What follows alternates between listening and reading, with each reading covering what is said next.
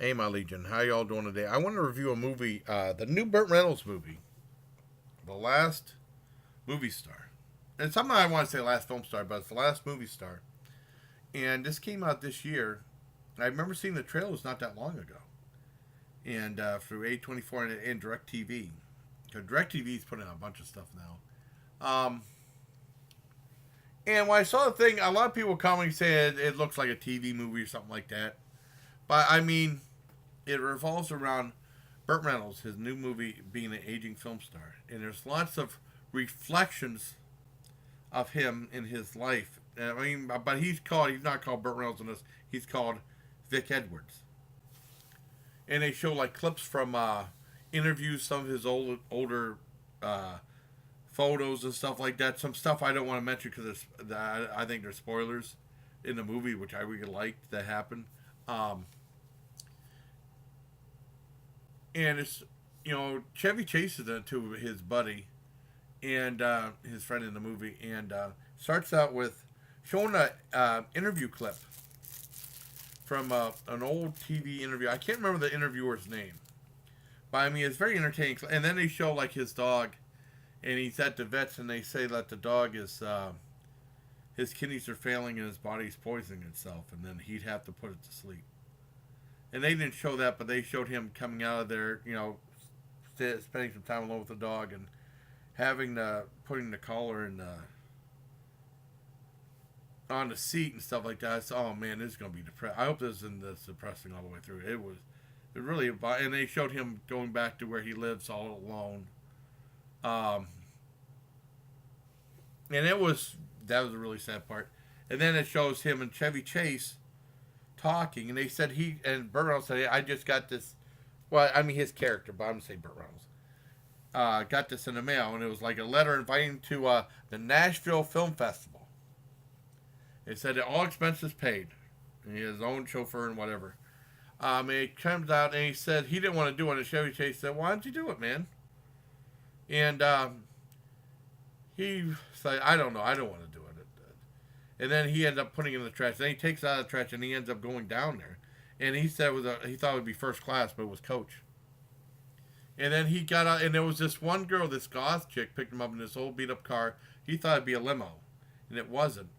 And then they end up going down to the film festival, and it ends up being they go to his accommodations first, which was like a little cheap motel room. He said, "I thought it was going to be a big suite." No, no, my brother put this all together, so and I'm his sister, and I'm the one with the car, so I mean, he put it all together to take it up with him. And then they end up going to the film festival, ended up being in the bar.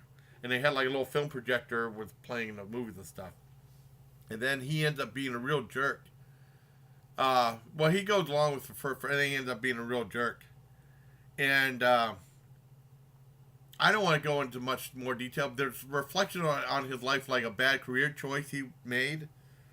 Not in my opinion, but I know the critics. I know when Gene Siskel was talking about it. And a reflection upon his life, and then they kind of go on like a. I don't want to give away anymore. I really love this movie. It's really good. Um, there's a couple parts that hit close to home. I wish my dad would have seen it. He did a movie. What was the last Burt Reynolds movie that my dad and I saw? I mean, it was on Film Rise before they ruined it and turned to Cool Pix, and Cool Pix sucks. Film Rise was a great channel. What was it? It was again. I think it was this one. I can't remember. It was an independent. I think it was called. I think this is it. Let me look. Wait a second. No, that ain't it. What was it? Let me see. No, that ain't it. No, damn it. There was a movie that Dad and I saw. I'm trying to think what it was. Let's see. I should just look this up. I should have looked this up before. But the last movie, okay,